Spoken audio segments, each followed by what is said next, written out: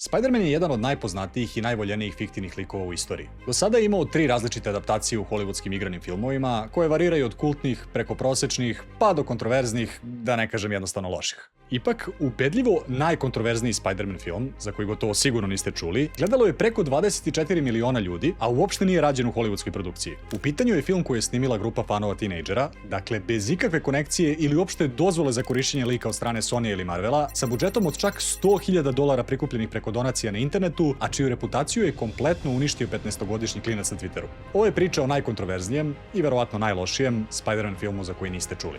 Ovo je priča o Spider-Man Lotusu. Ok, kontam da ne moram da vam objašnjavam ko je Spider-Man, jer teško ćete pronaći osobu koja nije čula za njega. Nastao je u stripovima još tokom 60-ih, a od tada je dobio bukvalno sve moguće adaptacije i proizvode. Igrane filmove, crtaće, video igre, igračke, majice, rančeve, pidžame, ja čak imam i svoju Spider-Man posteljinu. I rekao bih da je glavni razlog zašto je toliko popularan, to što je on jedan od retkih superheroja sa kojim svi možemo da se poistovetimo. Za razliku od fiktivnih vanzemaljaca, bogova i milijardera, ispod Spider-Manove maske je jedan običan nesnađen klinac koji ima iste financijske, ljubavne i probleme na poslu kao i prosečna osoba. Zapravo njegov život često pati zbog toga što je superheroj, ali je to žrtva koju on pravi iz dana u dan, jer znate ono čuveno, uz veliku moć dolazi velika odgovornost. Kao takav, on milionima klinaca širom sveta služi kao heroj i inspiracija, a starijima kao povod da se svađaju na internetu. Internet je prepun fanatika koji su pročitali sve stripove i znaju sve o njemu i onda kritikuju adaptacije do najsitnijih detalja. Da li mu je odelo kao u stripovima, da li pravi sopstvene web šutere, da li je Uina May dovoljno matora. Poslednja Marvelova trilogija sa Tom Hollandom je na posebnom udaru, jer ispričao sam vam koje su glavne karakteristike Petera Parkera u stripovima, dok i u ovim filmovima on veseli naivni klinac, štićenih milijardera Tony Starka, odnosno Ironmana, nosi high-tech ultra skupo odelo, leti privatnim avionom i više je mlađi brat Avengersima nego sopstveni heroj. Najprostije rečeno, ova verzija Spider-mana je baš limunada. Što nije loše samo po sebi, ali nakon toliko godina fanovi su se uželeli zrelijeg i mračnijeg prikaza lika, poput onog u stripovima ili u filmovima Sam Raimiove trilogije. Samo komercijalni uspeh Marvelovog Spider-mana govorio je da do takve promene neće doći u skorije vreme. Mislim, lako je kritikovati. Ako je neko već toliko pametan, nek proba sam da napiše scenario, pronađe glumce, nabavi kamere, obezbedi lokacije, napravi kostim i nek onda snimi film po svojoj meri, pa nek vidi kako je. Ne znam kako, ali upravo ovo se i desilo.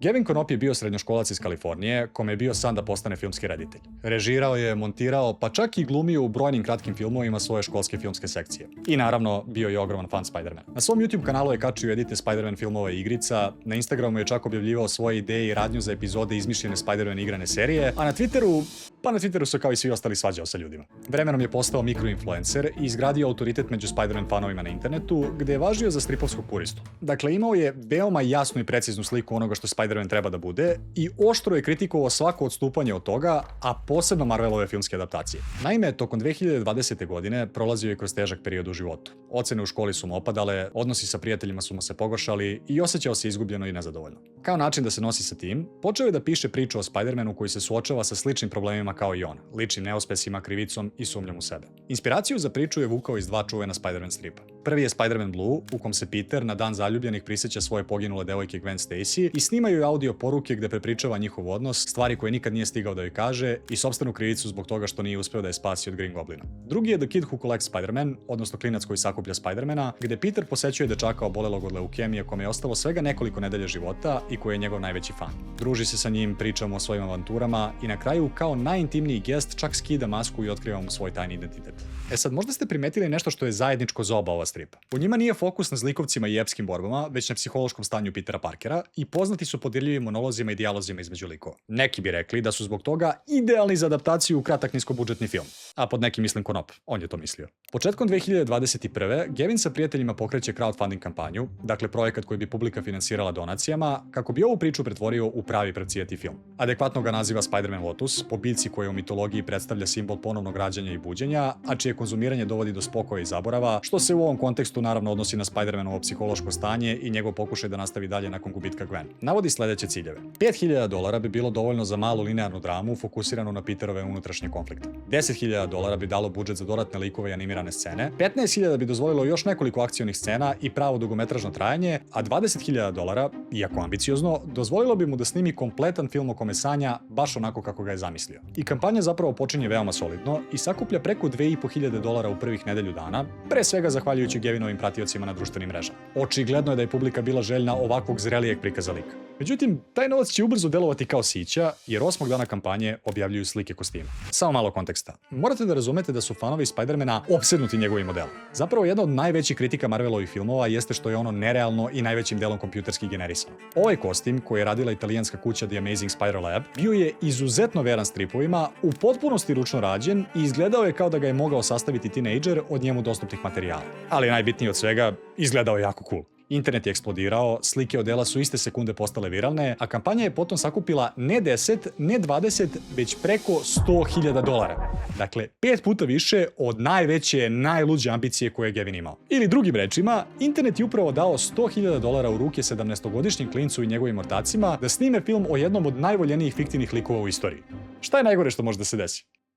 A kad smo već kod snimanja filmova, ili recimo YouTube klipova poput ovog, sa zadovoljstvom vas obaveštavam da sam snimio i objavio svoj prvi kurs o video esejima na Talas Akademiji. Talas Akademija je najveća i po mom mišljenju ubedljivo najbolja video editing zajednica kod nas. Sadrži bukvalno desetine kurseva koji će vas od totalnog početnika dovesti do naprednog video editora, kao i zajednicu od preko 1000 ljudi gde možete postavljati pitanja, deliti iskustva i dobiti povratne informacije o projektu na kom radite, kako od drugih članova, tako i od mentora koji odgovaraju na bukvalno svaki okačen rad. Međutim, od skoro su uveli novi deo Akademije, namenjen baš kreatorima sadržaja, u okviru kog se nalazi i moj kurs o video esejima.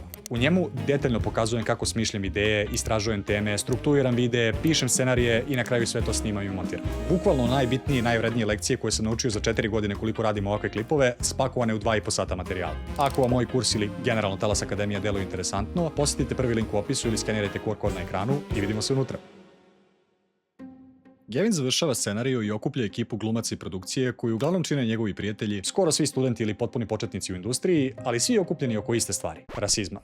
Šalim se, ljubav prema Spider-Manu. Pritom ovako veliki i popularan projekat ima potencijal da im svima praktično lansira karijeru. Snimanje traje celo leto 2021. godine i uprkos tome što iza filma stoji gomila klinaca koji prvi put rade nešto ovakvog obima, prolazi iznenađujuće dobro. A s obzirom da je influencer, Gavin polako kreće da radi ono u čemu je i najbolji. Da hajpuje svoj film. Gostuje po podcastima i YouTube kanalima posvećenim Spider-Manu i superherojima i malo po malo objavljuje sitne novosti za film, tizere i fotografije. Dalje, u avgustu 2021. par meseci pre nego što će Marvelov Spider-Man No Way Home izaći i dok se još uvek nije znalo da li će se Tobey Maguire i Andrew Garfield vratiti da igraju svoje verzije Spider-Mana u filmu, na Twitteru su procurile i postale viralne slike njihovih igračaka koje su navodno greškom ranije puštene u prodaju. Međutim, par meseci kasnije u oktobru, Gavin otkriva da slike nisu prave, već da ih je u 3D programu napravio njegov tim za specijalne efekte. Real recognize real, što bi rekli. Ovo je bila samo pokazna vežba da prikaže koliko je njegov VFX tim bio dobar i da su umeli da prave toliko kvalitetne i fotorealistične modele da ljudi nisu ni provalili da je u pitanju bila kompjuterski generisana slika. Čak su otkrili da i neke ranije slike glumca u delu nisu bile prave, već kompletni 3D renderi. Naravno, ovo je ujedno bilo urađeno kako bi se istekla medijska pažnja, jer je već narednog dana objavljen prvi trailer za film.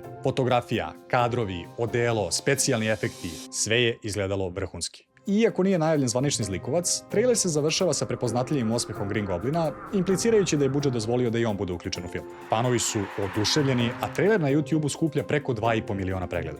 Usudio bih se da kažem da je, makar na osnovu ovog trailera, jedan realno amaterski film koji su radili tinejdžeri mogao da se poredi čak i sa nekim hollywoodskim produkcijama. Samo, verovatno se dobar broj vas koji gledate ovo zapitao kako je ovo uopšte dozvoljeno. Marvel, odnosno Sony, posjeduju ekskluzivna prava na lik Spider-mana i poznati su kao veoma zaštitnički nastrojeni prema istim. Kako je onda random tinejdžer sa interneta dobio prava da snima film o njemu?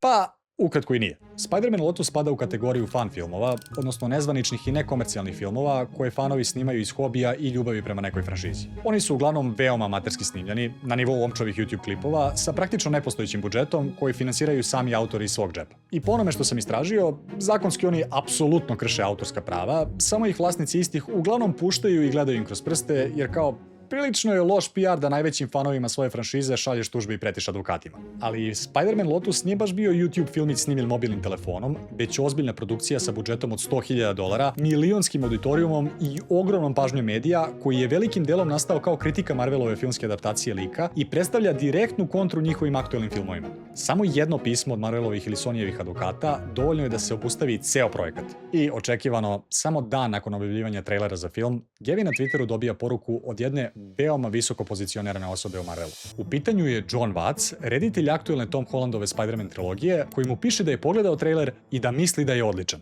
Kad smo kod toga, ako se i vama dopada ovaj video, ne zaboravite da me zapratite. Hvala. Vidite, i sam Vac je karijeru započeo kao nezavisni filmski autor, tako da je imao razumevanje za grupu mladih ljudi koja pokušava da napravi film bez ogromnog studija iza sebe. Čak mu šalje i meme Green Goblina koji govori Spider-Manu: ti i ja nismo toliko drugačiji. Ovo je znači bila moja imitacija Green Goblina. Drugim rečima, Gavin je upravo dobio podršku od strane reditelja čije Spider-Man filmove je godinama otvoreno kritikovao za film koji je zamišljen kao sušta suprotnost njima. Ali ludilo se tu ne završava. Gavinov ćale radi kao pilot komercijalne aviokompanije i pukom slučajnošću se potrefilo da se na jednom njegovom letu našao Andrew Garfield koji je ranije glumio Spider-mana. Konopov otac nije mogao da izdrži, pa mu je preko stjuardese poslao cedulju gde mu je napisao da je on uzor njegovom sinu koji upravo radi na sopstvenom fan filmu. Na kraju leta se čak i slikaju i Andrew kaže da je već pogledao trailer i da mu se dopada. Da probam još jednom da vas opomenem koliko je sve ovo nerealno. Dakle, imaš 17-18 godina. Nepoznati ljudi sa interneta su ti dali preko $100.000 da snimiš film o svom omiljenom superheroju. Trailer ti ima milione pregleda, a sada ti reditelj aktualne filmske trilogije i jebeni Spider-Man lično govore da im se film dopada. Ovako nešto se, ja mislim, nikada nije desilo i hype koji se digao oko ovog filma je nezapamćen. Posebno kažem za nezvanične fan projekte. Dakle, rekli smo, film je već snimljen, fanovi su se izložili do besvesti, sve što je preostalo jeste da Gavin i tim za specijalne efekte završe postprodukciju i objave ga. Siguran sam da ništa neće poći po zlu. 18. juna 2022. godine, jedan novonapravljeni anonimni Twitter nalog kači slike privatnih Instagram poruka koje je slao Warden Bane, glavni glumac filma koji igra Spider-mana, odnosno Peter Parkera, kako koristi izrazito uvredljive i rasističke termine. Biću iskren, kad sam prvi put čuo za ovo, ja sam pomislio, ok, našli su mu neke poruke iz grupnog četa gde je kao tinejdžer koristio gamer reč da bi bio provokantan i cool. Naravno ne opravdavam, ali kao, verovatno je samo bio glup klinac i ne verujem da je mnogo dublje od toga. Međutim, onda sam pročitao te poruke i ne, kao, baš je koristio te reči onako kako su zamišljene. Dakle, nije glavni problem to što je voleo da jede negro bombone kao klinac, već što je glavni glumac filma Spider-Man lično rasista. A s obzirom to da su film finansirali fanovi i da je čitav projekat praktično živeo od podrške javnosti, ovo je bio povelik problem. Warden ubrzo objavljuje javno izvinjenje, u kom govori da je odrastao u ruralnoj i konzervativnoj sredini, gde su takav rečnik i ponašanje bili normalizovani, ali da je u međuvremenu sazreo, shvatio koliko je to bilo neprihvatljivo i da više nikada sebi neće dozvoliti tako nešto. Naravno, oglašava se i reditelj filma Gavin. Oštro osuđuje Wardenove stare poruke i otkriva da je za njih znao i pre nego što su procurele. Ali smatrao je licemernim da pravi film čije su glavne poruke lični razvoj i iskupljenje, a da onda ne pruži priliku za isto svom glavnom glumcu. Što je, iskreno, poprilično dobar i zreo odgovor. Sutradan cure slike Gavinovih prepiski gde je koristio isti rečnik. Da stvar bude dodatno gora, neke od poruka koje cure pokazuju da je Gavin ne samo rasista, već i generalno seronja i loša osoba. Govori ljudima da su bezvredni, da će umreti sami, da su mu glumice u filmu Kanturina i da iz njih jedva izvukao prihvatljiv performans, kao i da nije gledao novi Aquaman film jer ga je režirao jedač pasa. Sada Gavin objavljuje sopstveno izvinjenje. Priznaje da je kao 14-godišnjak koristio rasistički i uvredljiv rečnik, objašnjavajući da je bio nesiguran luzer koji je pokušavao da impresionira društvo. Međutim, tvrdi da je veliki broj screenshotova koji se tada širio internetom lažiran ili izmenjen, mada ne pomaže samom sebi ne navodeći na koje tačno misli. A kada ovako na internetu krene lov na veštice, ljudi će poverovati u apsolutno sve što izađe. Zbog tolikog pritiska najavljuje da će se skloniti sa društvenih mreža do daljnjeg. U njegovu odbranu onda staje glumac Green Goblina i mislim da ste već pokupili pattern. Iza njega se ispostavlja da je pisao slične poruke, a kasnije čak biva optužen da voli maloletnice, mada za to nikad nisu iznati čvršći dokazi. Odatle se lavina samo dalje nastavlja. Jedan po jedan, brojni saradnici i glumci se udaljavaju od projekta. Ljudi iz VFX tima koji navode loše radne uslove, pa asistent režije, pa glumica Gwen Stacy, zatim i glumica Mary Jane, ali ne pre nego što je i ona optužena da je zlostavljala glumca Harry Osborna na setu, koji usput navodno ima problem sa zavišnošću od opijata. Znate onaj mim kao ortaci i ja kada bi nam procurio grupni chat? Pa ovo je bilo bukvalno to uživo. Ali možda se pitate ko je iskopao sve te Gavinove poruke i čekao pravi trenutak da bi pokrenuo ovu lavinu koja je za 48 sati sravnila ceo projekat sa zemljom. Ni manje ni više nego jedan 15-godišnji klinac. Kako je sam objasnio u kasnijem tweetu, upoznao je Konopa kada je imao 9 godina i zbližili su se oko svoje zajedničke opsednutosti Spider-Manom. Međutim, kako je Gavin polako postao slavan i dobio da radi film, otprilike da je samo iskulirao i otkačio klinca, koji je bio toliko povređen da je godinama sve ovo pripremao kao osvetu. Što bi rekli ljudi sa Twittera, bukvalno priča o nastanku superzlikovca. Za 48 sati gotovo sav pozitivan sentiment koji se godinama gradio oko Spider-Man Lotusa je uništen, a internet ga je izmimovao do besvesti. I prosto moram da vam pročitam moj omiljeni meme gde je neko promenio opis filma na Letterboxdu. Zahvaljujući moći multiverzuma, pratimo Petera Parkera sa zemlje 1619, Wardena Banea, koga i dalje grize krivice zbog svoje prošlosti, pitajući se da li vulgarne privatne poruke koje je nekada slao treba da zauvek ostanu zakopane zajedno sa njegovim alter egom Spider-Manom. Kada saznaje da 15-godišnje dete, koje od svoje 9. godine iščekuje njegov pad, deli Peterove problematične poruke sa Daily Buglom, javno razotkriven kao rasista, Peter sada mora istovremeno da žonglira između popravljanja svog javnog imidža i borbe protiv svog najvećeg neprijatelja Green Goblina. I ako ste mislili da je to sve, privatne poruke i prlje veš nisu jedino što je procuralo. Verovatno neću navesti sve, ali nezadovoljni saradnici na filmu su naknadno u javnost pustili prvih 6 minuta filma. Izgled Green Goblina koji je trebalo da bude tajna. Nedovršenu scenu njegove borbe sa Spider-Manom, izgled Šokera, slike iza kulisa, kompletne gotove scene i na kraju kompletan scenarij filma.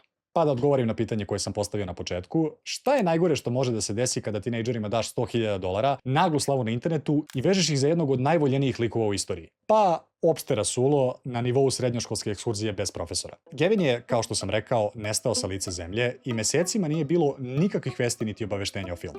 U međuvremenu su mnogi donatori kampanje pokušavali da dobiju svoj novac nazad, jer je jedna od pogodnosti za isti bilo uključivanje njihovih imena u odjevnu špicu kao i IMDb stranicu filma, a jasno vam je zašto ljudi nisu baš želeli da njihovo ime bude javno povezano sa rasističkim Spider-Man filmom. Na trenutak je delovalo kao da je Konop odustao od projekta i efektivno spalio $100.000 doniranih od strane publike i da filma više uopšte neće ni biti. Ipak, 3. septembra 2022. Gavin se vraća na YouTube sa videom pod nazivom Adresiranje svega. Ponovo se izvinjava za konkretne poruke za koje priznaje da su njegove, prolazi kroz glavne kontroverze nakon što se prašina malo slegla i detaljnije osporava lažirane screenshotove koji su se ranije širili internetu. Ali najvažnije, otkriva da je sve ovo vreme i dalje radio na filmu i da mu nikada nije palo ni na pamet da ga napusti. Jer koliko god je javni sentiment prema projektu postao negativan, na njemu je radilo i u njega novac uložilo mnogo ljudi koji nisu imali nikakve veze sa njegovim privatnim porukama i prepiskama. I ako ništa drugo, oni su zaslužili da taj film ugleda svetlost dana. Narednog meseca izlazi finalni trailer, nakon čega ponovo sledi tišina, sve do konačno 12. augusta 2023. godine, više od 2,5 godine od početka čitavog projekta,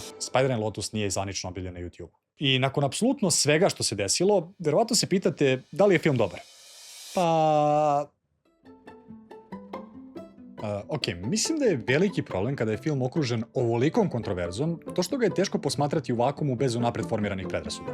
Ja sam se potrudio da to izbegnem koliko je bilo moguće i namerno sam ga odmah pogledao pre nego što sam ništa detaljnije istražio. Dakle, jedino što sam znao o filmu jeste da je postojala neka kontroverza oko rasističkih poruka, ali ništa dublje od toga. I moram reći da mi se film uopšte nije dopao. Pre svega, čak i kada uzmeš u obzir budžet od $100.000, zaista se vidi da su taj novac dobro utrošili. Film je snimljen i izgleda poprilično dobro, van paramaterskih grešaka i kadrova. Spider-Manovo delo je odlično odrađeno, a specijalni efekti i animacije su isto većinski fantastični. Gluma se često graniči sa cringe-om, ali kao oprašta se jer su glumci ili amateri ili totalni početnici. Moja glavna zamerka sa ovim filmom je zapravo nešto što nije imalo nikakve veze ni sa kontroverzom ni sa budžetom, a to je sam scenarij. Preći ćemo radnju tako da slede spoileri, ali kao što rekoh, film adaptira 2 Spider-Man stripa u kojima suštinski i nema neke radnje, već se više bave unutrašnjim konfliktima Petera i ostalih likova. Problem je što da bi to funkcionisalo, dijalozi i monolozi moraju da budu hiruški precizno napisani, a u ovom slučaju pisalo ih je bukvalno tinejdžer.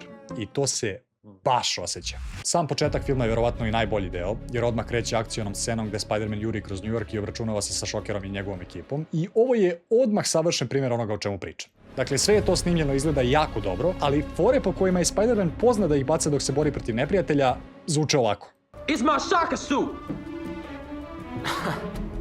Your shocker suit. That's what you're called. Yeah! Wow. Did you come up with that yourself? Ubrzo poražava Šokera i brže bolje žuri jer kasni na izlazak sa Harryjem, Mary Jane i Gwen. Ova scena otprilike treba da predstavlja poslednji put kada su svi bili zajedno i srećni na okupu. Peter čak planira da zaprosi Gwen, ali okleva u poslednjem trenutku, zbog čega sam siguran da se neće kajati ceo ostatak filma. A da.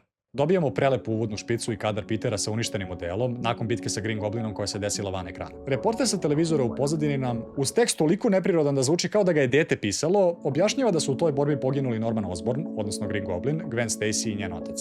I od ovog trenutka pa nadalje, svi likovi u filmu su depresivni. Ovdje dolazimo do moje druge najveće zamerke filmu, a to je da je Peter Parker, odnosno Spider-Man, jednostavno veoma nedopadljiv lik. A to je, jel te, ogroman problem kada je on glavni heroj tvog filma, u ovom slučaju baš super heroj. Mislim da je ovo posljedica toga što je film i nastao kao kontra Marvelovoj ultra upeglanoj verziji Spider-mana, pa je autor hteo da prikaže mračniju verziju lika, ali onda otišao u toliku krajnost da je Peter u ovom filmu jedan veliki sranja. I to možda najbolje ilustruje naredna scena, gde Peter posećuje grob Gwen Stacy, nakon čega dolazi Mary Jane, koja mu iz nekog razloga predlaže da sa njom ide na žurku da malo skrene misli, nakon čega je on toliko krvnički iznapušava da samo što još ne kaže da ode da skoči sa mosta. The life of the party loses her spotlight and doesn't know what to do with herself. That's not true. It is true.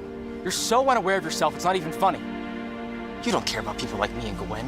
She didn't live life like it was a constant game. Maybe if you took a second to think, You could have learned a thing or two from her. Kada sam malo prepričao o autorskim pravima i zašto bilo ko ne može tek tako da uzme tuđeg lika, pa recimo da je ovo idealan primer zašto. Jer može ovakve stvari da mu stavi u usta. Pre nego što ode uplakana, MJ mu prosleđuje pismo upućeno Spider-Manu. U pitanju je poziv da poseti malog dečaka, terminalno obolelog od raka, koji je najveći fan Spider-Mana. Peter kaže da je Spider-Man penzionisan, ali ipak zadržava pismo. Vraća se kući gde pronalazi Harrya odvaljenog od antidepresiva, malo ironično imajući u vidu glasine za lika koji ga glumi, koga takođe iskara jer nije bio na Gweninoj sahrani. Tek onda ga ovaj opomene kao matori i meni umro ćale. Tako da sam ja kao gledalac u tom trenutku zapravo srećan što se konačno neko izdrao na glavnog lika filma za kog bi ja trebalo da navijam. Peter zatim sanja Gweninu smrt, pogodili ste u crno-belom filmskom klišeu. Ima flashbackove i grižu savesti pre nego što se probudi u hladnom znoju i pali komp nakon gleda kompilacije starih snimaka cele ekipe dok su bili zajedno i ovo traje, ne šalim se, 2,5 minuta. Konačno, uplakan uzima pismo i odelo i odlučuje da će otići da poseti bolesnog klinca.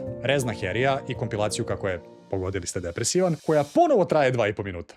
Zapravo jako dobro urađena tranzicija na Petera koji je sada na mostu iznad njega u svom modelu, gde se i desila bitka sa Green Goblinom i tu dobijemo flashback i malu akcijnu scenu njihove borbe, koja se meni zapravo jako dopala. Međutim, ceo ostatak filma će u suštini naizmenično pratiti dve linije radnje. Jedna je Spider-Manova interakcija sa bolesnim detetom, a druga su Mary Jane i Harry koji pokušavaju da se izbore sa gubitkom Gwen. Ova druga linija radnje je toliko predugačka, nesadržajna i naporna za gledanje, da ću vam samo uštedeti vreme i poštedeti vas patetike. Harry i MJ su depresivni na ulici, pa su depresivni na žurci, pa su depresivni na groblju po kiši, moj omiljeni kliše, pa su depresivni u kolima, gde imaju dubok emotivni razgovor, nakon čega više nisu depresivni.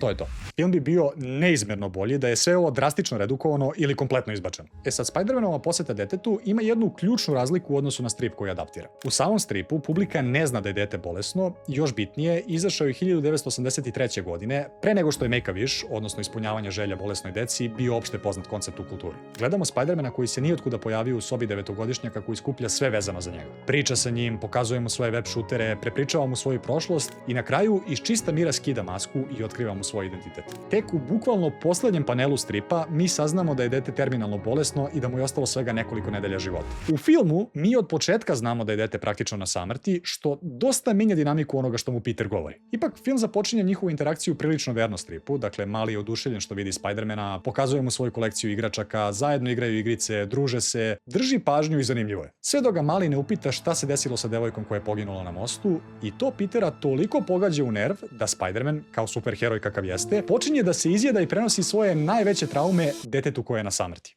Kaže mu da je ta devojka mrtva zbog njega, kao i mnogi drugi ljudi, i da ništa ne može da uradi povodom toga. A kada mali pokuša da ga podsjeti na sve ljude koje je ranije spasao, ne šalim se, Peter mu govori da on nije heroj kakvim ga klinac smatra, da je postao Spider-Man zbog moći i popularnosti i da je sve što je čitao o njemu u novinama praktično laž. Drugim rečima, Spider-Man terminalno bolesnom detetu govori da je glupo što ga je ceo život smatralo herojem. Ovo je toliko pogrešno na fundamentalnom nivou da ja ne znam kako je neko pročitao ovaj scenarij i bio u fazonu da, hajde da snimamo. Da me ne razumete pogrešno, u stripu Spider-Man ima momente gde se preispituje i pita dete zašto je baš od svih heroja izabralo njega, ali to je urađeno sa ukusom i na trenutak, pre nego što se Spider-Man seti šta on predstavlja tom detetu i da je njegov zadatak da bude heroj, ako ne zbog sebe, onda zbog drugih. U ovoj verziji Spider-Man doživljava toliki nervni slom da odlučuje da ostavi bolesno dete i ode kući jer se previše uzrujao. Na svu sreću nailazi na detetovu majku koja ga tu iznapušava na maks i govori mu isto ovo što sam se ja sad drao kroz ekran. Tek tada Spider-Man ponovo kapira ono, uz veliku moć dolazi velika odgovornost, da. Peter se vraća kod klinca i izvinjava se, kaže mu da je bio u pravu i provodi ostatak večeri sa njim, da bi pre nego što ode čak i skinuo masku i otkrio mu svoj identitet, pošto malo Mjelte nije mnogo ostalo. I ne baca morbidnu foru, jer Spider-Man bukvalno u monologu u okviru filma to izgovara, a film iz nekog razloga kasnije čak ima i potrebu da nam pokaže nagrobnu ploču klinca, čisto da ne bude zabune da li je preživeo. No ako ništa drugo, Spider-Man je konačno shvatio šta znači biti heroj. Miri se sa prijateljima, zvanično se vraća iz penzije, a film se završava tako što odustaje od odlaska na proslavu 5 godina mature, jer čuje policijsku sirenu, oblači odelo i odlazi da spasi dan. Sve u svemu, ocena 3,1 na IMDb-u je verovatno preterano niska zbog kontroverze oko filma, ali depresivne scene i stvari koje je jedan Spider-Man rekao bolesnom detetu, za to treba da se ide u zatvor. I ironično, film koji je nastao kao kritika MCU Spider-Man filmova je uspio da specijalne efekte uradi bolje nego što je iko očekivao, a karakterizaciju Spider-Mana, upravo ono što je autor najviše zamerao Marvelu, uradi još gore. Šta više, Gavin je kasnije napravio još 2 verzije filma. Jedan rediteljski rez sa drugačijim color gradingom i određenim izmenama koji je marginalno bolji, i The Kid Who Collects Spider-Man, kratak film od oko pola sata koji izbacuje svu patetiku oko Harrya i MJ i ostavlja samo posvetu klincu, gde, hvala Bogu, menja i neke od dijaloga zbog kojih Spider-Man više nije totalna kretenčina. Svakako, obe verzije su besplatno dostupne na YouTube-u i Vimeo, pa bacite pogled ako želite i napišite u komentarima kako su se vama svidjela. Još jednom, ako želite da se učlanite u Talas Akademiju, idite na prvi link u opisu ili skenirajte QR kod na ekranu. Tamo su sada, pored kurseva za video editing, dostupni kursevi za kreatore sadržaja, među kojima je i moj za video eseje. Hvala Patreonima, za $5 mesečno dobijate produžene verzije nekih klipova sa kanala, bonus sadržaj, kao i ovakvu zahvalnicu na kraju svakog klipa. A ako želite da čujete priču o zapravo dobrim filmovima sa malim budžetom, pogledajte ovaj video ovde.